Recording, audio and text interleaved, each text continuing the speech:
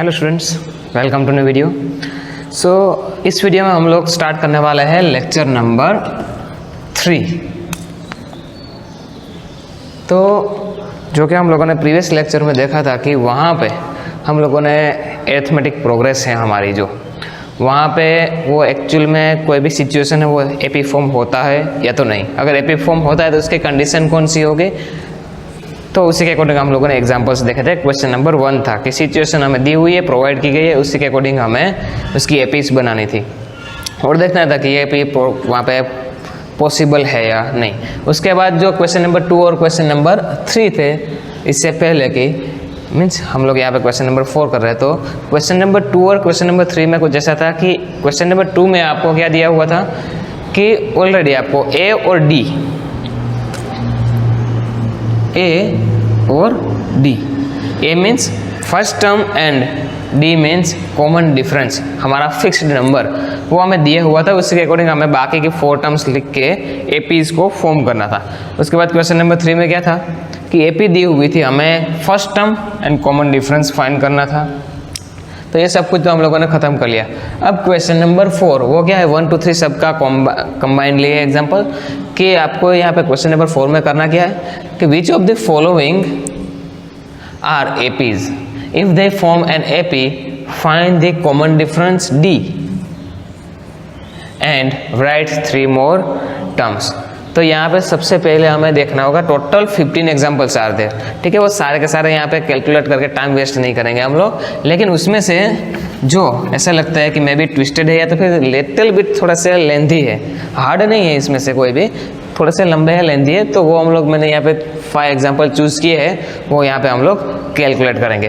तो सबसे पहले एपी है या नहीं, which of the following are APs, इसमें से पहले हमें डिसाइड करना होगा कि एपी है या नहीं। तो एपी के लिए हमारे पास सिर्फ एक ही कंडीशन है कि जो फिक्स्ड नंबर है हमारा, कॉमन डिफरेंस है डी, वो कंपलसरी क्या होना चाहिए, सेम होना चाहिए सभी टर्म्स के लिए। कोई भी 2 कंजिक्यूटिव टर्म्स लोगे आप लोग, ठीक है, a2 - a1, a3 - a2, a4 - a3, कोई भी टर्म्स लोगे आप, तो उसका जो कॉमन डिफरेंस है हमारा फिक्स नंबर है वो सब में सेम होना चाहिए, तभी हम लोग बोलेंगे कि yes the given sequence is a AP, otherwise we can say it does not form any AP. So let's start from the first one. The first sequence is 2 4 8 16। तो यहाँ पे देखोगे कि सर यहाँ पे तो ये तो मे बी एपी होगी, क्योंकि 2 का 4, 4 का 8, 8 का 16, 2 हो रहा है ना, 2 से मल्टीपल हो रहा है, लेकिन हमें क्या चाहिए, फिक्स नंबर ऐड होना चाहिए। यहाँ पे क्या हो रहा है, मल्टीप्लाई हो रहा है, तो 99% तो नहीं होगी। चलो देखते हैं। Here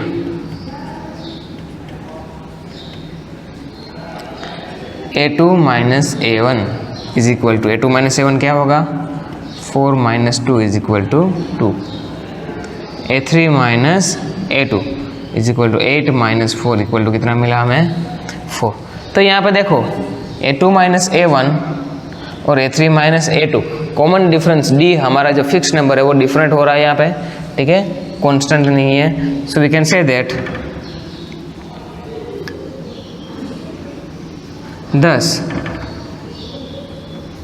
a2 - a1 does not equal to a3 - a2, therefore given sequence is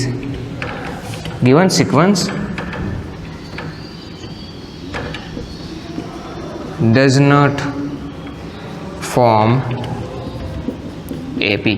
ये एपी नहीं है, क्योंकि एपी के लिए क्या क्या चाहिए हमें, a2 - a1, a3 - a2, a4 - a3, fix number हमारा कांस्टेंट होना चाहिए, तो यहाँ पे नहीं है। Now fifth one, 3 plus √2, 3 plus 2√2, 3 plus 3√2 and 10 means up to infinite. मीन्स अगर एपी के टाइप के हिसाब से देखेंगे तो ये इनफाइनाइट एपी होगी, क्योंकि लास्ट टर्म किसी भी एपी में आपको नहीं दिया हुआ है।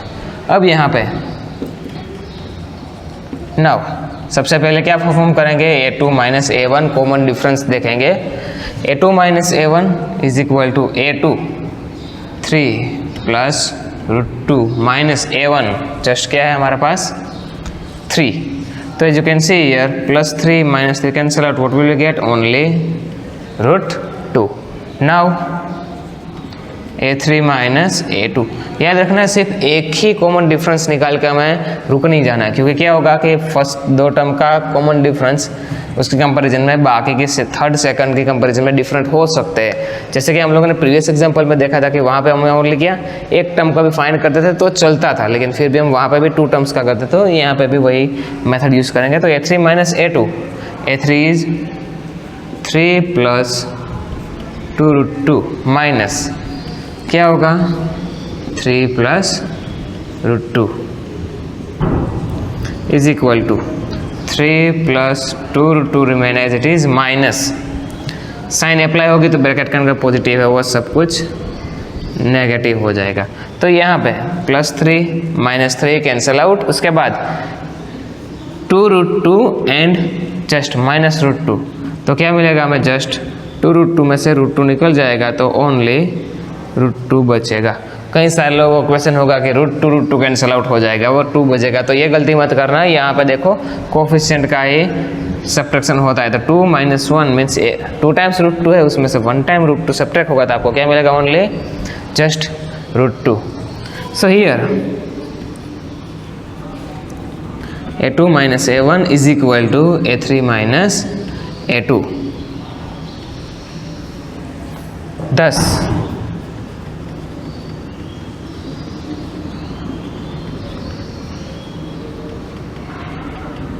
given sequence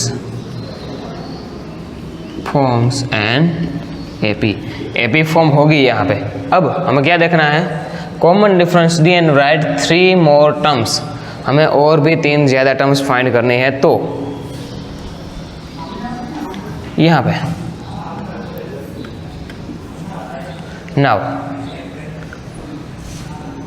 A equal to first term, हमारे AP की फर्स्ट टर्म क्या है 3 and common difference D, as you can see what will we get √2. अब यहाँ पे देखो कितनी टर्म्स आपको दी हुई है, क्वेश्चन में देखेंगे कि 1 2 3 4 टर्म आपको ऑलरेडी प्रोवाइड की गई है. हमें फाइंड क्या करनी है उसके बाद की 3 terms means 5 6 and 7th term find करनी है. तो A5 is equal to as we all know according to general formula of the AP क्या करना है, यहाँ पे जितने नंबर है उससे कम नंबर ऐड मल्टीप्लाई करके D के साथ रखना है. मीन्स 5 है तो A + 4D. तो यहाँ पे first term here 3 + 4 into D means √2. So what will get 3 + 4 √2. Now A6 is equal to A + 5D formula का हम लोग यूज़ करेंगे. So what will get A 3 + 5 instead of D we have to put just √2. तो 3 + 5 √2 and A7 is equal to we will get 3 + 6D is equal to 3 + 6 into √2. तो ऐसे बाकी की ये 3 टर्म्स हमें मिलेगी. ओके अगर AP फॉर्म होती है तो ही हमें आगे की टर्म्स फाइंड करनी है, अदरवाइज हमें बोल देना कि AP नहीं है तो हम लोग आगे प्रेडिक्ट ही नहीं कर सकते कि नेक्स्ट टर्म कौन सी होगी with the help of current formulas. So example 5 like this. So 12th one question is something like this: √2, √8, √18, √32 and 10. So here as you can see √2, तो उसका कुछ नहीं कर सकते, but we know that √8 is equal to क्या लिख सकते हैं हम लोग √4 2 × 8. 4 का रूट क्या निकलेगा 2, ये √2 एज इट इज. उसके बाद √18 तो उसका क्या लिखेंगे 9 2 × तो 9 का स्क्वायर रूट 3√2. उसके बाद 32 है तो उसका कैसे लिखेंगे 16 × 2 16 का स्क्वायर रूट 4√2. तो सबसे पहले एग्जाम्पल को आगे कैलकुलेट करने से पहले हम लोग उसको सिंपल फॉर्म में कन्वर्ट कर लेंगे, ताकि एग्जाम्पल में हमें पता चले कि ये कॉमन डिफरेंस हमें मिलता आता है या नहीं। सो नाउ a2 माइनस a1, तो a2 क्या होगा, second term √8 minus √2, but instead of √8 we can write 2√2 minus √2, तो 2√2 में से √2 निकलेगा, what will get, only √2। Similarly a3 minus a2, a3 minus a2 means a3 is √18 minus a2 √8, तो 18 को कैसे लिखेंगे, 3√2 माइनस 8 को कैसे लिखेंगे, 2√2, so 3√2 minus 2√2, what will you get, again √2, so therefore here a2 minus a1 is equal to a3 minus a2.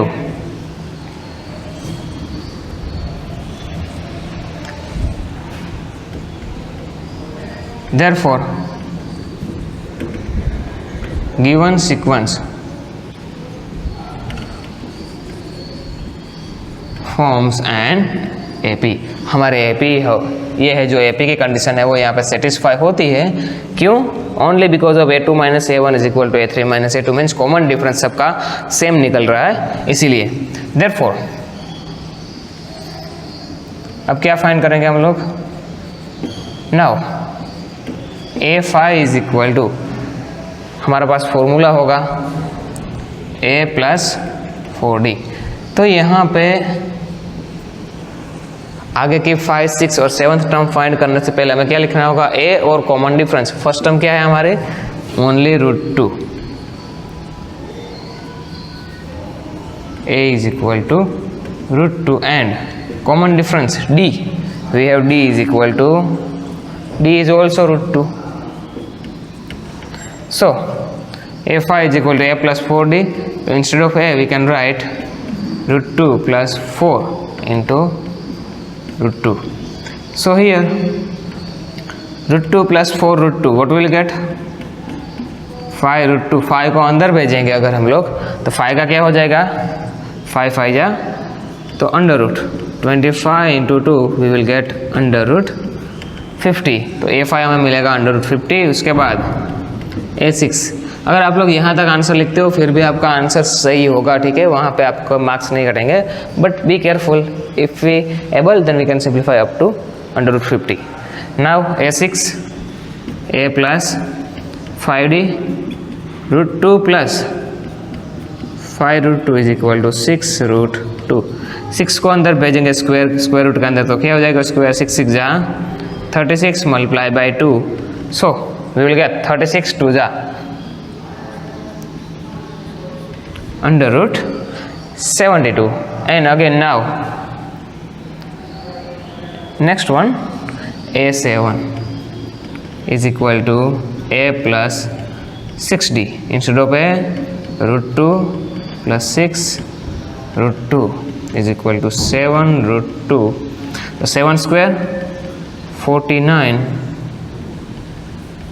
you can write like this, 49 multiply by 2, तो हमें मिलेगा क्या, इज इक्वल टू 49 2 जा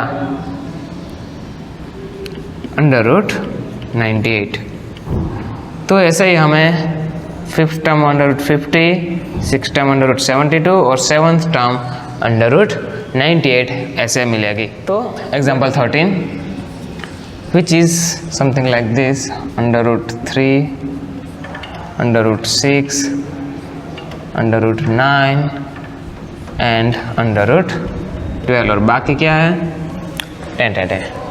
तो अब यहाँ पे सबसे पहले 6 3 6 9 12 ऐसा दिया हुआ है, तो यहाँ पे देखो 3 में से कुछ बाहर निकलेगा नहीं, 6 में से कुछ नहीं निकल सकता, यस 9 का निकलेगा क्या 3, और यहाँ पे 12 का क्या मिलेगा हमें 4√3 2√3।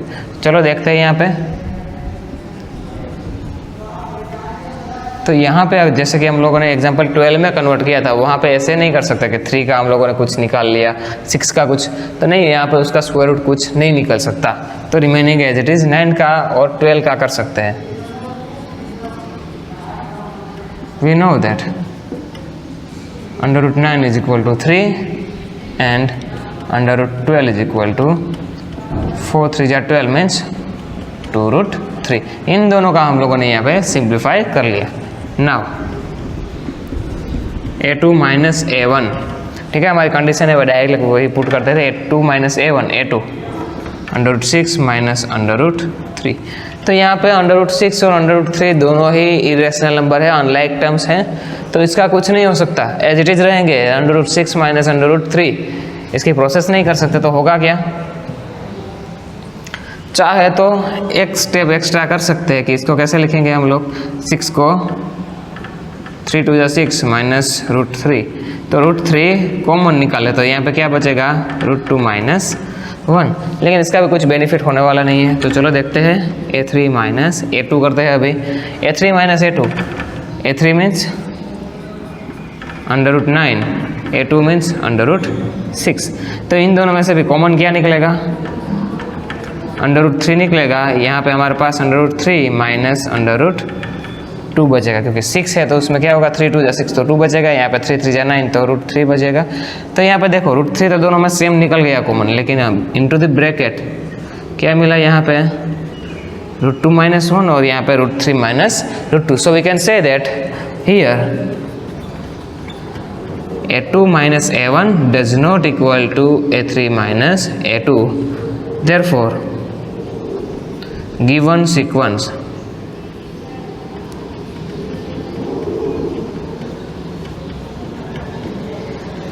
does not form an AP form नहीं होगी, क्योंकि यहाँ पे जो कॉमन डिफरेंस हमें मिल रहा है वो क्या है, डिफरेंस है। उसके बाद ये रूट वाले एग्जांपल हम लोगों ने सीख लिए। रूट वाले एग्जांपल्स के बाद अब हम लोग डिस्कस करेंगे स्क्वायर वाले। अगर आपको ऐसे पावर दी हुई है, यहाँ पर जस्ट स्क्वायर है, कोई भी पावर हो सकती है, ठीक है, 2 है, उसके बाद 5 8 10 कोई भी पावर्स हो सकती है। तो ऐसे एग्जांपल्स को हम लोग कैसे डील करेंगे,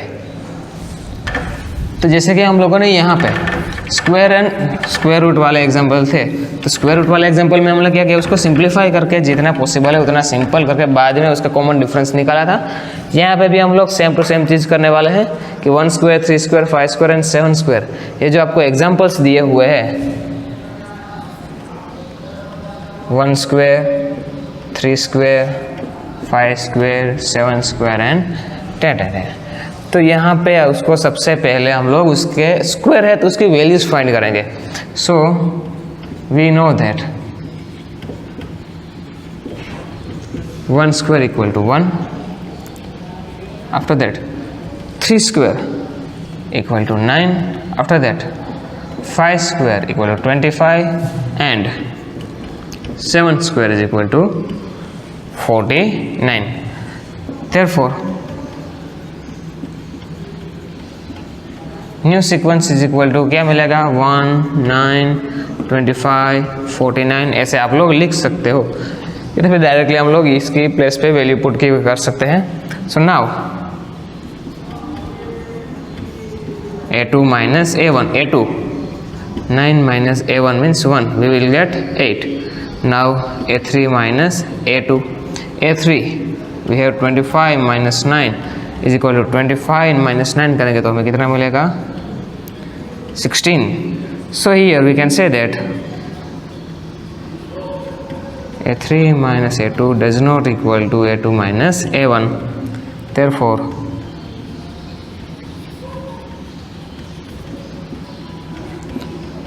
given sequence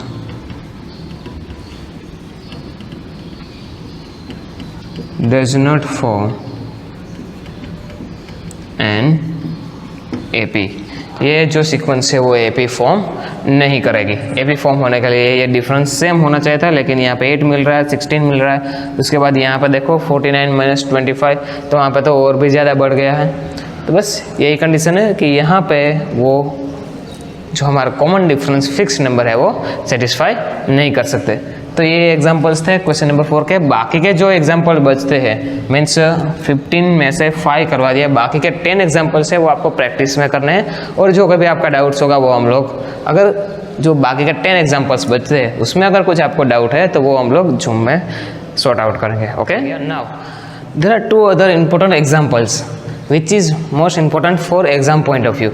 तो जैसे कि ये जो एग्जाम्पल्स है आपको 1 मार्क्स में, मोस्ट ऑफली 1 मार्क्स में आपको बोर्ड में कई बार ऐसे एग्जाम्पल्स होते हैं, तो वो हम लोग यहाँ पे अभी प्रैक्टिस कर लेंगे, ताकि जब आप चैप्टर्स का जो हमारा टॉपिक ख़त्म हुआ है कि ए और डी की हेल्प से हमें एपी फाइंड करनी है, उसके बाद अगर एपी है तो वो हमें वेरीफाई करनी है, नहीं है तो फिर कोई सीक्वेंस हमें दी हुई है, ठीक है, तो वो हमारे लिए एपी है या नहीं, तो वो हम लोग डिटरमाइन करते हैं। तो यहाँ पे उसके बेस पे ही, वही कॉन्सेप्ट के बेस पे यहाँ पे 2 एग्जांपल्स मैंने लिखा है। जो फर्स्ट वन यहाँ पे है कि if k+1 3k and 4k + 2 be any 3 consecutive terms of an AP, उसने पहले से ही बता दिया है कि ये क्या है, कोई एक एपी की तीनों टर्म्स है। Find the value of k, हमें k की वैल्यू फाइंड करनी। अगर ये तीनों टर्म्स दी हुई है हमें, वो पर्टिकुलरली अगर किसी एपी की टर्म्स है तो क्या होगा कि उसका जो कॉमन डिफरेंस होगा d, वो हमारे लिए क्या होगा, इक्वल टू होगा कोई भी 2 आप कंसेक्यूटिव टर्म्स ले लो। तो अगर हम लोग यहाँ पे देखेंगे तो d is equal to k+, हमारे पास नॉर्मली क्या होगा a2 - a1, और we can say that d is equal to a3 - a2, ऐसा लिखते हैं। 4 AP क्या होगा a2 - a1, जो हमारी कंडीशन थी प्रीवियस एग्जांपल्स में हम लोग लिखते थे वही करेंगे। a2 - a1 is equal to a3 - a2। a2 - a1 second term हमारे पास क्या है 3k - a1 k + 1 is equal to a3 - a2। a3 we have 4k + 2 minus a2 we have 3k. So now if we simplify this bracket, what we will get 3k minus sign apply करेंगे तो -k - 1 is equal to 4k + 2 sign apply करेंगे तो -3k. So now as you can see +3k - k we will get 2k - 1 is equal to, as you can see here, 4k - 3k. What we will get only k + 2.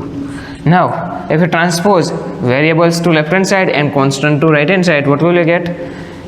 So 2k, k को left hand side पे लाता है तो -k is equal to 1 को सामने भेजते हैं। क्या किया हम लोगों ने, k को लेफ्ट हैंड साइड पे ट्रांसपोज किया और 1 को राइट हैंड साइड पे, तो 2 + 1, so 2k - k, what will you get? Only k, 2 + 1 3.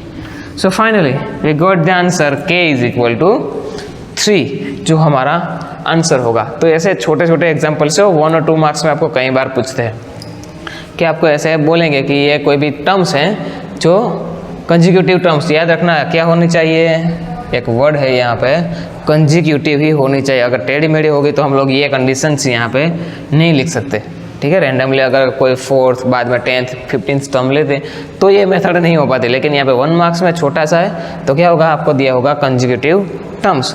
तो ये तीनों के तीनों कंजिक्यूटिव टर्म्स है, तो हमारा ये जो कंडीशन है एपी होने के लिए वो हम अप्लाई करेंगे और finally we get the answer k is equal to 3. Similarly other example is, तो अगर उसको ट्विस्टेड दूसरे लैंग्वेज में बोलना है, वर्ड में बोलना है तो क्या बोलेंगे, determine k so that k + 2 4k - 6 and 3k - 2 are 3 consecutive terms of an AP. हमें की ऐसा k की वैल्यू ऐसी फाइंड करनी है ताकि ये तीनों है टर्म्स, ठीक है, वो कोई एपी की टर्म फॉर्म हो जाए। तो यहाँ पे भी सेम टू सेम चीज़ होगी। Here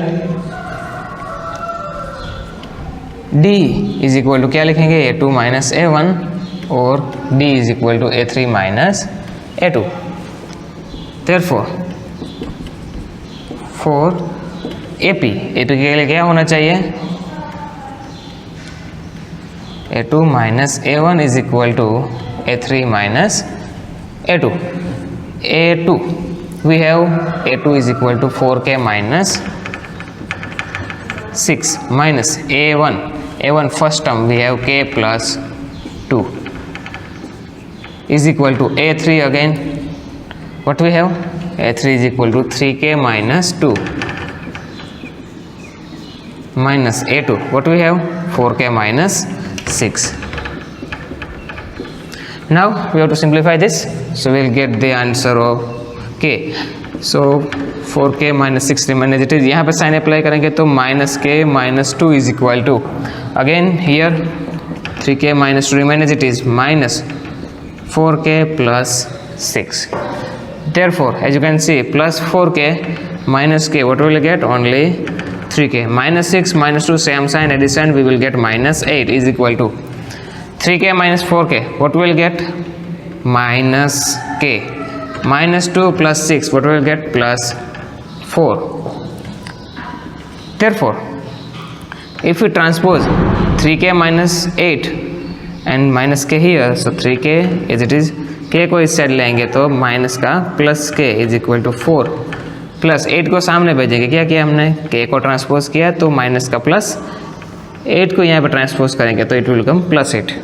therefore 4k is equal to 8 plus 4 12। Therefore k is equal to 12 upon 4, 4 3 जा 12। तो we get the answer k is equal to 3। तो याद रखना है, ऐसे ही सिंपली जब आपको बोला होगा कि कोई भी ऐसे टर्म्स दी हुई और वहाँ पर बोला हुआ है कि कंसेक्यूटिव टर्म्स है तो find the value of k, तो k के लिए आपको ये कंडीशन है जो हमारी A3 minus A2 is equal to A2 minus A1 consecutive terms हमारी कंपलसरी, उसके बीच का जो फिक्स नंबर है, कांस्टेंट कॉमन डिफरेंस है हमारा, वो उसी को यूज़ करेंगे और बाद में कंपेयर करके we get the answer of variable instead of k they will ask anything. Okay, तो याद रखना ये दो एग्जांपल मोस्ट एमपी है, अच्छे से इसकी प्रैक्टिस करना और इसके जैसे असाइनमेंट में भी आपको बहुत सारे एग्जांपल्स मिल जाएंगे तो अच्छे से इसकी प्रैक्टिस कर लेना। Okay, so that's all for this video, see you in the next one.